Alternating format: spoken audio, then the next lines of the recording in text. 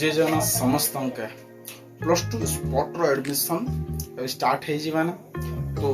बहुत पिला तो पाइले बट जेन पिला माने सिलेक्टेड नहीं हेबा कॉलेज रे से मानकर गाजे गोटे कथा कहबा थिला जे एबे पर कॉलेज रे सब कॉलेज रे गोटे दुईटा सीट खाली अच्छे जेनटा हला जे जेनटा कहजे करेस्पोंडेंट तो करेस्पोंडेंस अप्लाई करि पारबे सीएचएससी वाले